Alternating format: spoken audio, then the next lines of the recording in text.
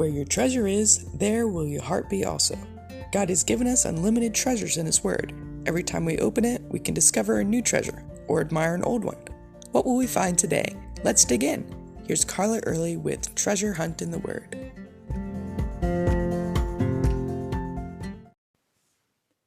In 2 Samuel 23 and 1 Chronicles 11, the Bible lists David's mighty men. Though most of the names we've never heard of, a few we might recognize. Many of these mighty men joined David in the wilderness while he was being hunted by Saul. To start out with, David's followers were people who were in trouble, in debt, or discontented, basically a rabble. But as they saw David's faith and God's faithfulness, their faith grew along with their skill as warriors and their numbers as well. By the end of David's life, we have a list of all sorts of faith-filled, courageous actions by his mighty men. One fought and killed 100 men at one time. One fought until his hand stuck to the sword. Another fought the Philistines in the middle of a field. And the Lord used them to bring about a great victory. 3 of them risked their lives just to bring David some water from the well in Bethlehem. And the list goes on. They proved themselves valiant, loyal warriors for the Lord and for David. A couple of them even are credited for writing a psalm. These guys stuck with David through thick and thin. They hid with him, fought with him, and were outcast and rejected with him. Then, when David became king, those men became leaders in his army and his advisors. Let's fast forward a bit to Jesus' day. We have a list of Jesus' mighty men, but we call them disciples.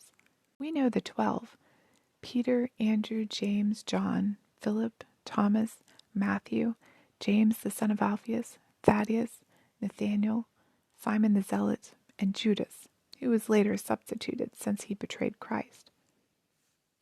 These men traveled with Jesus, learned from him, and grew as they saw his faithfulness and realized, as Peter put it, that Jesus was indeed the Messiah, the Son of the living God. Though they faltered a bit when Jesus was arrested and crucified, when he rose from the dead and was with them again in the form of the Holy Spirit, these men proved themselves to be valiant, courageous, and loyal to their King. And Jesus promised that in his kingdom, when he sits on the throne of his glory, those who had followed him would also sit on 12 thrones, judging the 12 tribes of Israel. But they didn't just stay 12 mighty men. We find more and more were added to their group as they spread around the world, with the originals being some of the leaders in Jesus' new kingdom that is not of this world. In fact, more and more are added every single day from every nation until mighty men and women come before the throne of God, representatives from every tribe, tongue, people, and nation, to worship together. Are you one of those mighty men or women of God? Do you fight for him, give him glory as he brings about victory? Are you loyal to him through thick and thin? Does your faith grow daily as you spend time with him and learn from him?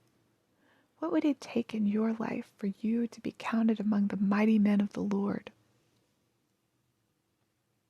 You can contact us at treasurehuntintheword@gmail.com. We'd love to hear the treasures God has given you through His Word. You can listen to other episodes at our website, which you can find in the description below. Thanks for listening, and remember, where your treasure is, there will your heart be also.